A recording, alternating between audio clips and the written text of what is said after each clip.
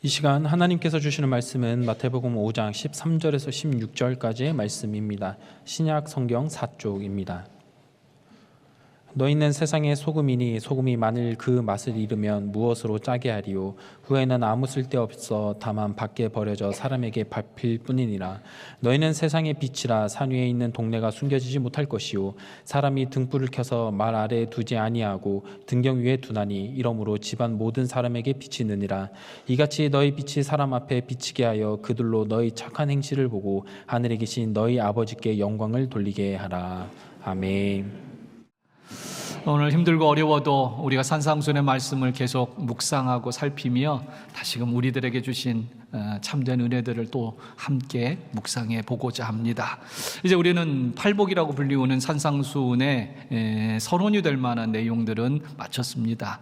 특별히 그 말씀 속에서는 이제 우리가 하나님의 천국의 백성이 되었다는 거, 천국을 소유한 자들이 되었다는 거, 이것이 중요합니다. 이 천국의 마음을, 천국의 은혜를 간직하고 살아가는 우리들의 삶이 어떠해야 될지가 이제 오늘 본문부터 쭉 구체적으로 이어집니다. 인터넷에서 본 어느 집사님의 한 이야기입니다. 고향에 볼 일이 있어 오랜만에 고향에 내려갔습니다. 말이 고향이지 부모님도 돌아가시고 아는 사람도 별로 없는지라 볼 일만 빨리 끝내고 서울로 올라가려고 했습니다. 그런데 우연히 옛 친구를 만났습니다. 그리고 그 친구는 자기 집에서 지내라며 그 집사님을 자신의 집으로 데리고 갔습니다. 집사님은 친구의 집에 며칠을 지내며 풍성한 대접을 받았고 그동안 어떻게 지냈는지 이야기를 하다가 자연스럽게 이 집사님이 하나님을 만난 이야기와 지금 그 신앙 안에서 얼마나 행복한지, 정말 세상의 모든 기쁨을 누리고 사노라고 그렇게 간증도 그 친구 부부에게 나누었습니다. 그리고는 자주 만날 것을 약속하고는 서울로 돌아왔습니다. 그런데 서울에 와서야 아끼던 모자를 어디선가 잃어버린 것이 생각이 납니다. 집사님은 모자를 친구 집에 두고 온 것으로 생각이 들어 일단 친구에게 연락을 해서 혹시 모자가 집에 있는지 꼭 좀 찾아봐 달라고 그렇게 부탁을 했습니다. 그리고 잠시 뒤에 그 친구의 아내가 문자로 답장을 이렇게 한 문자 보내왔습니다. 그 답장 중에 한 문장이 이 집사님에게 잊을 수 없는 큰 감동을 주었습니다. 이런 글귀였습니다. 저는 남편의 연락을 받고 집안 구석구석을 다 뒤져보았습니다. 그러나 모자는 흔적도 없었습니다. 다만 여기 남겨두고 가신 것이 하나 있는데 그것은 당신이 두고 가신 큰 축복 하나뿐입니다. 여러분, 모자의 흔적은 없고 여기 남겨두고 당신이 간 것, 집사님이 여기 남겨두고 가신 것은 큰 축복 하나뿐입니다 라는 이 문장이 얼마나 은혜가 되는지 모르겠습니다. 아니, 이러한 말을 듣는 이 집사님의 삶이 정말 얼마나 아름답고 향기로울까 상상이 됩니다. 여러분, 우리는 수없이 사람들을 만나고 또 떠납니다. 또 한자리에 머물다가 잠시 머물다 헤어지기도 합니다. 그러면 거기에는 어김없이 우리의 흔적이, 우리에 대한 기억이나 느낌들이 분명히 거기에 남아있을 겁니다. 여러분, 오늘 여러분의 삶을 뒤돌아볼 때 여러분이 머물렀던 자리에는 어떤 흔적이 남았다고 생각되십니까? 사랑의 흔적이 남았습니까? 아니면 미움의 상처가 남았습니까? 아니면 평화의 흔적이 남았습니까? 다툼의 흔적이 많았습니까? 때로는 희생의 흔적이 남았습니까? 아니면 욕심의 얼룩들이 그곳에 남았습니까? 여러분, 여러분이 머문 자리마다 그리고 살면서 만나는 모든 사람들에게 축복만 남겨두었다고 기억되기를 저는 바랍니다. 여러분, 이 시간 옆에 좌우에 계신 분들 얼굴 한번 살짝 보겠습니다. 얼마나 반갑고 좋으십니까? 저 뒤에 중층에 계신 분들 제가 얼굴이 안 보여도 여러분들은 제가 보이시죠? 예, 감사합니다. 이 시간에는 우리 그렇게 좌우에 계신 분들한테 이렇게 말하겠습니다. 아무개님은, 권사님은, 집사님은 제게 큰 축복만 남겨주신 분입니다. 당신은 제게 큰 축복만 남겨주신 분입니다. 에이그, 빚이나 갚어.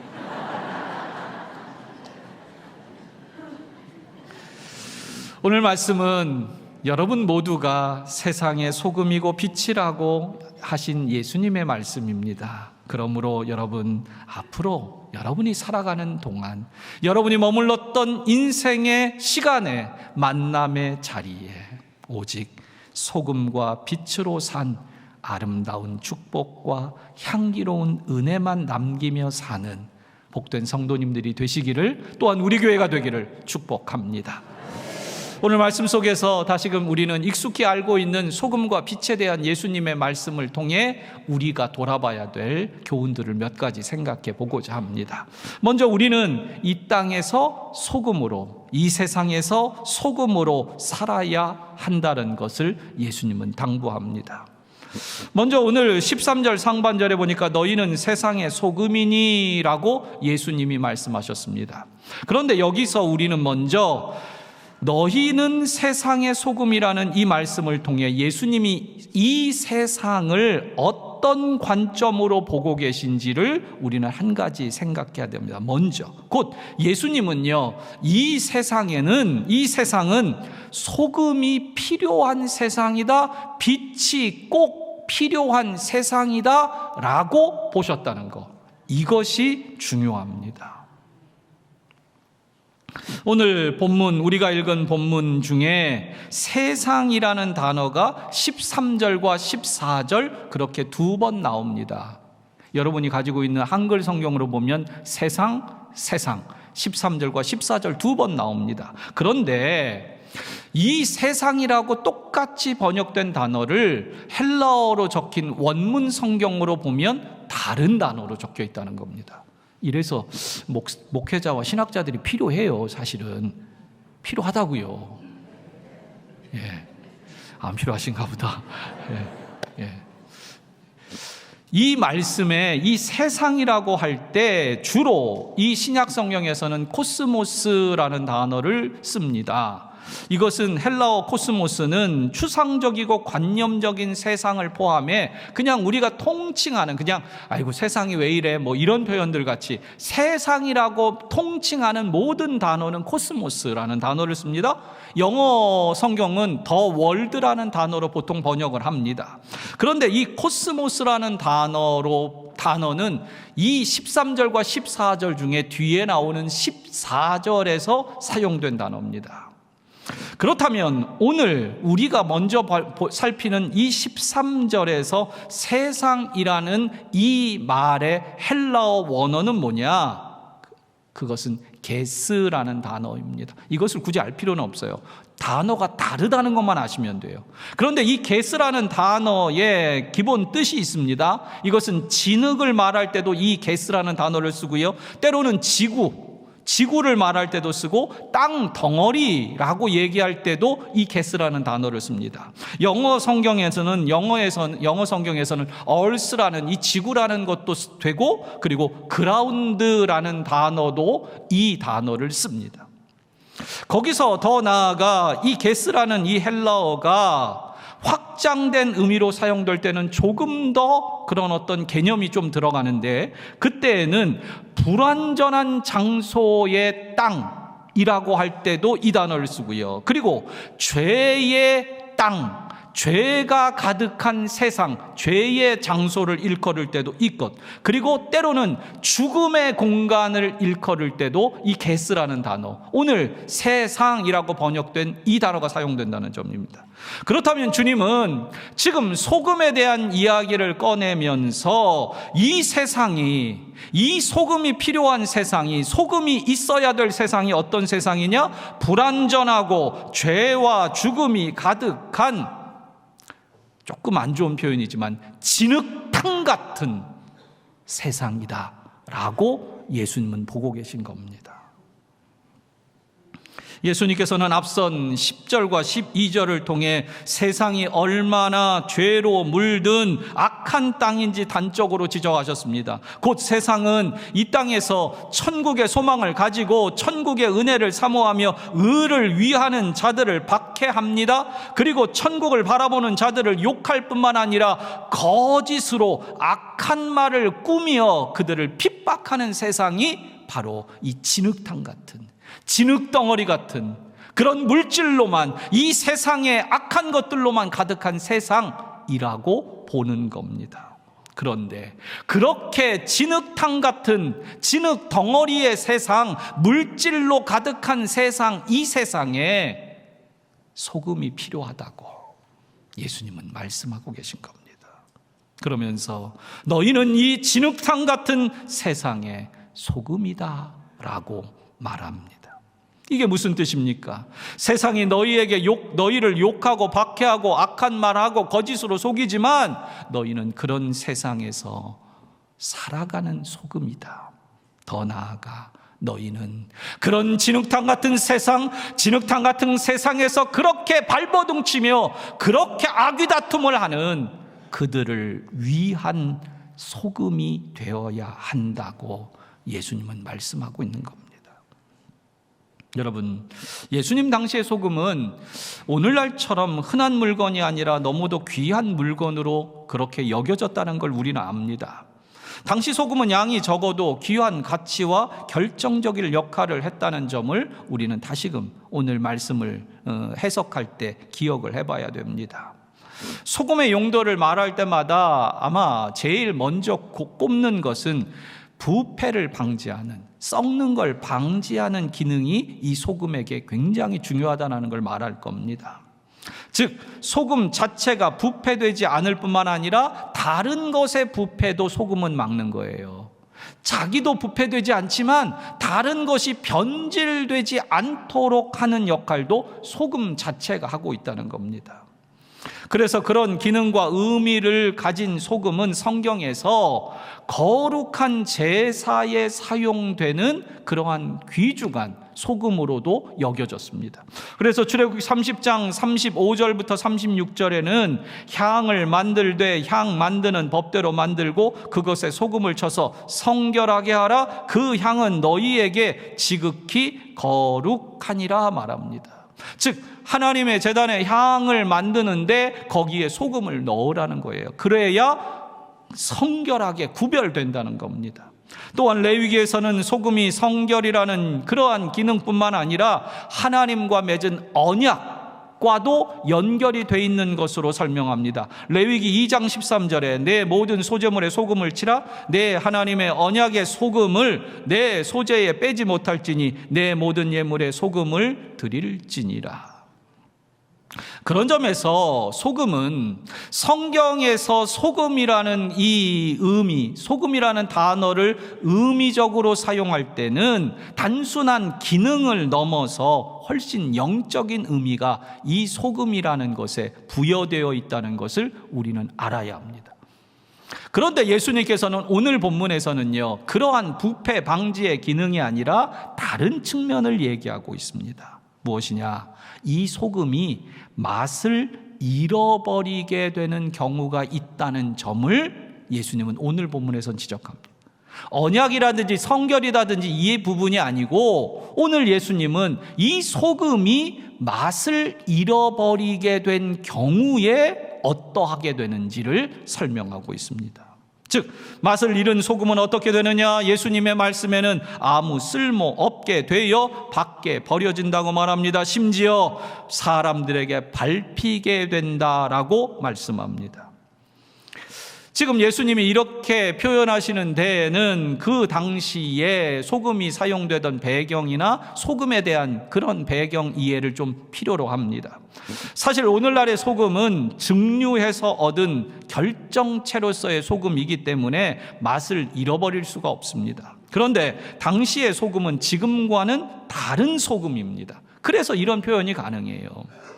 이스라엘은 그 염도가 높은 사해라는 곳, 그 근처에서 소금산에서 소금을 덩어리로 캐는 경우도 있었습니다. 물론 가루의 소금도 그 당시에 있었지만 암염이라고 불리우는 그 흙과 함께 뒤섞여 있는 소금들, 그 덩어리에 박혀 있는 소금들로도 그 소금을 사용했다는 겁니다.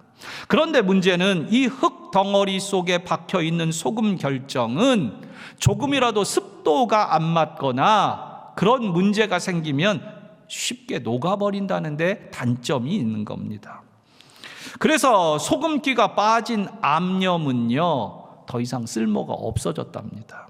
그러면 어떻게 하냐? 사람들은 그 맛을 잃어버린 암염 덩어리를 바깥으로 가져갑니다. 어디로 가져가냐면 그냥 길바닥에 버리는 것이 아니라 자기 집 지붕에 가져갑니다. 밖으로. 그래서 자기 집 지붕에 이 암염 덩어리를 거기다가 던져 놓습니다. 그리고 발로 밟아요. 여러분, 이 소금을 그렇게 발로 밟으면, 덩어리를 밟으면 흙과 함께 그나마 조금씩이라도 그 안에 남겨 있었던 소금 입자들이 녹아서 땅에 스며드는 거 아닙니까? 그러면 이 옥상이 지금 같은 시멘트가 아니잖아요. 흙입니다. 견고하게 그 소금으로 해놓으면 견고하게 그 흙들이 연결이 되고요. 그리고 그 가운데들의 빈 공간을 이 소금이 채워서 방수의 역할까지 그렇게 기능을 하게 됐다는 거예요. 즉, 예수님께서는 이러한 배경을 가지고 사람들의 일상 속에 사용되던 암염의 이야기를 전제로 지금 얘기를 하고 있는 겁니다. 그렇다면 우리는 이 비유를 이런 배경까지 이해했다면 어떻게 해석하고 적용할지를 우리는 살펴봐야 합니다. 이제 이 부분이 우리들에게 고민이 되고 우리들에게 적용이 되겠지요. 오늘 본문에서 소금이 그렇게 밟히게 되는 이유, 바깥에 던져져서 사람들에게 밟히게 되는 그 근본적인 이유가 뭐냐? 맛을 잃었기 때문이라는 겁니다. 이게 중요한 거예요. 소금이 소금되지 못하는 경우, 예수님은 오늘 이 경우에는 맛을 잃은 경우입니다. 그런데 여기 맛을 잃다라는 말은 헬라어로 모라이노라는 단어를 씁니다. 자꾸 오늘은 헬라어를 사용해서 좀 죄송하지만, 이 모라이노라는 말은 모로스라는 어근에서 나왔는데, 모로스라는 말에서 나온 모든 말들은, 다른 파생된 단어들은 기본적으로 둔하다, 뭔가가 흐려진 어떤 것이라는 의미가 그 속에 담겨 있습니다. 이 단어를 그래서 음식에 사용하면 음식의 고유한 맛이 흐려져서 맛이 없는 상태를 일컬기도 하고요. 또한 사람에게도 이 모로스라는 단어가 사용되는데, 그럴 경우에는 그 사람의 정신이 흐려지고 둔해져서 판단을 어리석게 하는 경우, 그래서 어리석다라는 뜻으로도 이 모로스라는, 이 흐려졌다, 잃어버렸다라는 단어가 사용이 됩니다. 즉, 성도가 짠맛을 잃으면 쓸모 없어집니다. 성도가 말씀을 잃어버리면, 말씀을 행하는 데 희미해지면, 말씀을 기억하는 데 있어서 희미해지면, 그때는 맛을 잃어버린 겁니다. 맛을 잃어버린 거예요. 그런데 이 단어, 여기 지금 잃는다라는 모라이노 모로스라는 이 단어가 산상설교의 마지막 부분인 마태복음 7장 26절과 27절에도 한 번 더 이 단어가, 똑같은 단어가 한 번 더 사용됩니다. 나의 이 말을 듣고 행하지 아니하는 자는 그 집을 모래 위에 지은 어리석은 사람 같으리니, 여기서 어리석다라는 이 단어가 우리가 지금 맛을 잃었다라는 단어와 같은 단어를 씁니다. 즉, 맛을 잃었다라는 건 희미해졌다고 말씀했습니다. 둔해졌다고 얘기했습니다. 심지어 둔해지고 흐려지니 결국 어리석은 자가 되었다는 겁니다. 여러분, 오늘 우리는 그렇다면 예수님의 말씀을 듣고 그 말씀대로 행할 때에만 성도는 맛을 잃어버리지 않을 수 있다는 점을 우리는 연결짓게 됩니다. 오늘 말씀에서 예수님은 우리에게 다시금 분명히 기억하게 하는 게 있습니다. 너희는 진흙탕 같은 이 땅, 이 세상의 소금이라고 예수님은 말씀하신다는 겁니다. 그것과 더불어 동시에 그럼에도 너희는 이 진흙탕 같은 세상 속에 박혀 있는 소금이지만 너희는 절대 맛을 잃어버리면 안 된다. 둔해지면 안 된다. 희미해지면 안 된다. 녹아지면 안 된다. 사라지면 안 된다. 라고 예수님은 우리에게 말씀하고 계신 겁니다. 여러분, 이 아침 여러분들에게 불편한 질문 하나를 던지겠습니다. 여러분은 분명 소금입니다. 그런데 혹시 지금 맛을 잃어버린 소금은 아닙니까? 두 번째로 예수님은 너희는 세상의 빛이다 라고 말합니다. 오늘 본문 지금 우리가 보고 있는 이 비유 속에 너희는 이 세상의 소금이다, 너희는 세상의 빛이다 라는 이 구절은 참으로 두 개가 함께할 때 조화롭고 보충이 됩니다. 여러분, 소금과 빛은 사람이 살아가는데 없어서는 안 되는 필수적인 요소입니다. 예수님은 당신을 따르는 제자들의 그 무리들이 소금과 빛처럼 이 세상에서 꼭 필요한 존재들이라고 지금 말씀하고 계신 겁니다. 여러분, 저는 그렇게 생각합니다. 우리 교회가 우리 동네에 꼭 필요한 교회입니다. 우리 교회가 한국 교회와 한국 사회에 꼭 필요한 교회인 줄 저는 믿습니다. 96년의 세월뿐만 아니라 앞으로 100년의 시간을 넘어 우리를 통하여 하나님의 소금과 빛, 맛과 은혜가 흘러가리라고 믿습니다.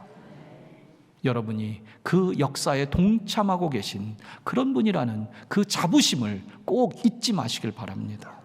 그런데 이 소금과 빛은요, 분명히 이 세상에 존재하긴 하는데 존재 방식이 서로 다릅니다.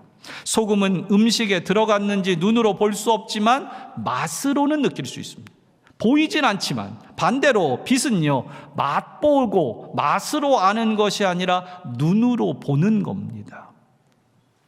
그런 점에서 소금은 자신이 녹아 사라져 세상에 맛을 남깁니다. 자신이 녹아지면 맛을 남깁니다. 그리고 빛은 자신을 태워 세상에 비추는 것으로 존재합니다. 여러분, 묵상하기는 그리스도인들은 소금처럼 자신을 어느 곳에서든지 녹여 세상의 맛으로만 존재해야 됩니다. 소금의 결정체로만 존재하면 안 되고 녹아서 맛으로만 존재해야 됩니다. 또한 그리스도인들은 빛처럼 자신을 태워 사람들을 비추는 빛일 때만 그 빛의 가치가 있습니다. 빛이 내게 주목하라는데 강조점을 두면 그것처럼 이기적인 게 없어요. 그러나 빛은 누군가의 길을 비출 수 있을 때의 빛입니다. 그러므로 우리는 이 필요한, 이 유익한 소금과 빛의 삶으로 살아가야 한다는 겁니다. 그런데 여러분, 오늘 여기서 세상의 빛, 우리가 세상의 빛이라는 이유와 근거를 한 가지 꼭 정리를 다시 한번 하고 가야 될 것 같습니다.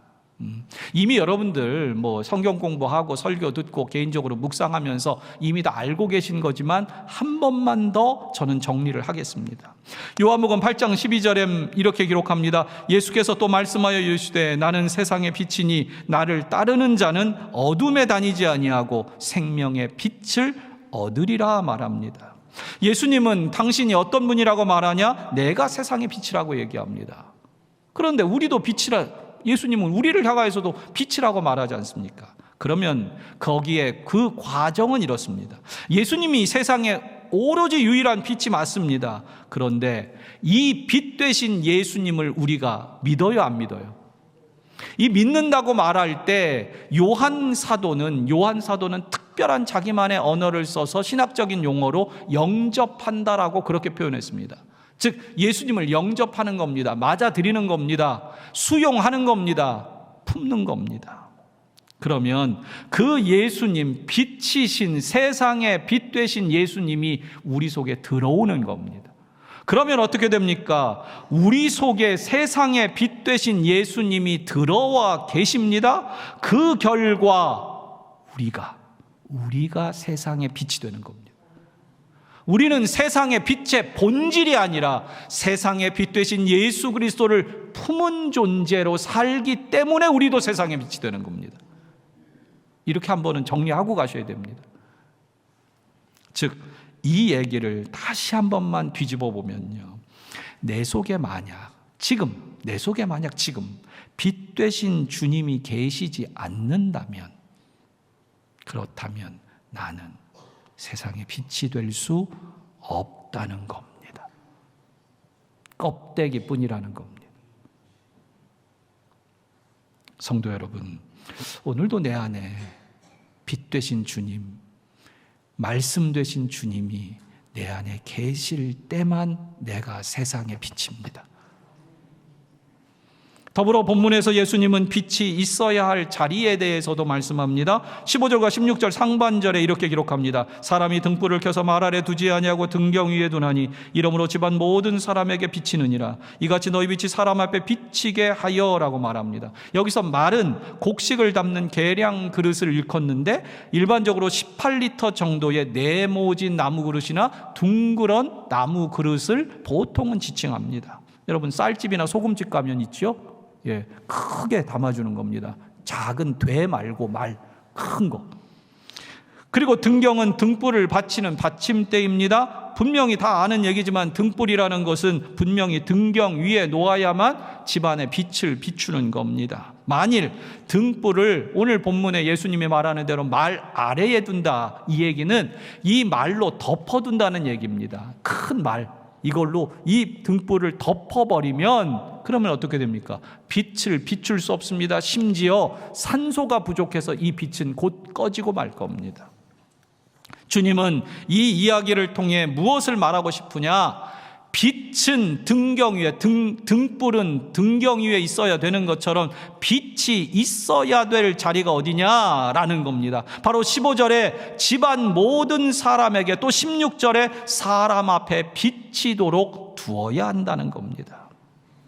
그렇다면 오늘 우리는 세상의 빛입니다. 주님이 지금 우리에게 어디에 있어야 된다고 그렇게 말씀하시냐? 너희는 세상의 빛이라는 겁니다. 여러분, 그렇다면 우리가 가야 될 세상, 우리가 있어야 될 세상은 어디이겠습니까? 바로 여러분이 있는 모든 곳이 여러분의 세상입니다. 여러분이 가정에 있으면 그곳이 세상입니다. 여러분이 일터에 가면 그 일터가 여러분에게 세상입니다. 여러분이 또 동네에서 다른 사람을 만나면 그 자리가 여러분에게 주신 주님의 세상입니다. 우리는 모든 곳이 빛으로 살아가는 우리에게는 세상이라는 거예요. 그렇다면 우리는 그곳에서 사람들 앞에 빛을 비추어야 한다는 겁니다. 오늘도 그것이 다가 아닙니다. 16절 말씀은 이렇게 말합니다. 이같이 너희 빛이 사람 앞에 비치게 하여 그들로 너희 착한 행실을 보고 하늘에 계신 너희 아버지께 영광을 돌리게 하라. 예수님이 얼마나 친절한지 몰라요. 그저 빛을 비추라는 추상적인 걸로는 안 될 것 같으니까 아예 대놓고 노골적으로 말씀하십니다. 너희 착한 행실을 사람들 앞에 비춰라. 그러면 그 너희의 착한 행실을 보고 하늘에 계신 너희 아버지께 사람들이 영광을 돌리게 될 거다. 이 말씀은 이렇게 정리할 수 있습니다. 우리 속의 빛이 사람들에게 비춰지는 것은 착한 행실로, 친절한 언어와 태도로 드러나는 겁니다. 즉, 빛을 품은, 세상의 빛 되신 예수님을 품은 그 우리 안에 착한 행실을 본 결과 사람들이 어떻게 하냐? 우리의 착한 행실을 보고 하나님 아버지께 영광을 돌리게 된다는 겁니다. 곧 하나님 아버지와 연결되게 된다는 겁니다. 여러분, 오늘도 우리는 이것을 잊지 말아야 됩니다. 나의 착한 행실이, 예수 믿는 나의 착한 행실이 다른 사람을 하나님께로 연결시킵니다. 하나님의 영광을 바라보게 합니다. 하나님의 영광이 있다는 걸 깨닫게 해줍니다. 바로 하나님이 계시는구나 라는 걸 깨닫게 해준다는 거예요. 여러분, 세상의 사랑은 보이지 않습니다. 그러나 사랑은 보입니다. 눈으로 안 보이는데 보이는 순간이 있어요. 그때가 언제예요?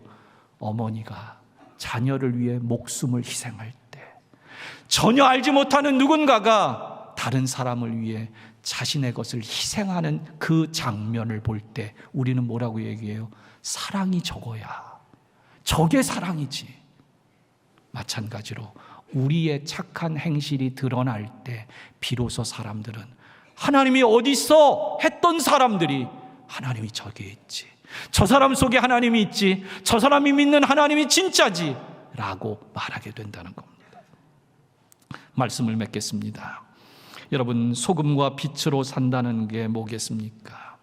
예수님께서 나를 세상의 소금과 빛이라고 하셨으니 소금과 빛으로 살기 위해 오늘도 그 빛 되신 주님을 품는 것이고 그 소금과 빛 되신 말씀을 품고 살아내는 겁니다.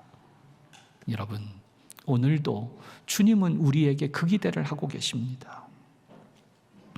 김기성 목사님의 책 삶이 메시지다라는 제목의 책에는 소금과 빛으로 살지 못하는 신앙인들, 곧 현대의 그리스도인들의 뼈를 때리는 일갈이 이렇게 적혀 있습니다. 세상에는 소금처럼 보이지만 소금이 아닌 이도 있고 빛처럼 보이지만 빛이 아닌 사람도 있다. 모양은 닮았지만 실질은 다른 사람, 그리스도인의 외양은 갖췄지만 그리스도의 진정에는 이르지 못한 사람 말이다. 웨슬리는 그들을 가리켜 절반의 기독교인이라 했다. 하지만 사실 절반의 기독교인은 기독교인이 아니다. 제가 뜨끔한 구절이 바로 이 부분입니다. 웨슬레라는 신학자는 절반의 기독교인이라고 표현했다는 거예요. 그래, 그 정도만 해도 절반이다. 그래, 이름이라도 갖고 있네. 무늬만이라도 그리스도인이네. 그렇게 표현했다는 거예요. 그런데 김기성 목사님은요, 절반의 기독교인은 기독교인이 아니다. 얼마나 저의 뼈를 때리는, 저를 뜨끔하게 하는 말인지 모르겠습니다. 성도 여러분, 세상 사람들은요, 우리가 주일날 교회를 가기 때문에 그리스도인이지, 저 사람 꼭 필요한 사람이지, 이렇게 말하지 않아요. 성경책을 보거나 기도를 하고 찬양을 잘 부르고 교양이 있기 때문에 소금과 빛이지, 이렇게 부르지 않습니다. 자신들에게 필요하고 자신들의 고통과 자신들의 고민과 자신들의 인생의 문제들을 해결해주고 도움을 줄 때, 그렇게 유익한 존재일 때 우리를 향하여 그래, 소금과 빛이야 라고 부를 겁니다. 사랑하는 성도 여러분, 소금은 자신을 녹여 맛을 냅니다. 빛은 자신을 태워 비춥니다. 이게 바로 예수님께서 팔복, 곧 천국을 가져야 될 그 이유가 바로 여기 있는 겁니다. 내 속에 주님이 있어야 합니다. 내 속에 말씀이 있어야 한다는 겁니다. 성도 여러분, 여러분은 세상의 소금입니다. 진흙탕 같은 세상에서 제발 맛을 잃어버리지 마십시오. 또한 여러분은 세상의 빛입니다. 그러므로 내 안에 계신 빛 되신 주님이 나를 통해 착한 행실로 드러나도록 살아내셔야 합니다. 그렇게 만나고 빛나는 아름다운 향기로운 삶을 사는 우리 복된 모든 성도님들 되시기를 다시금 축복합니다. 기도하겠습니다.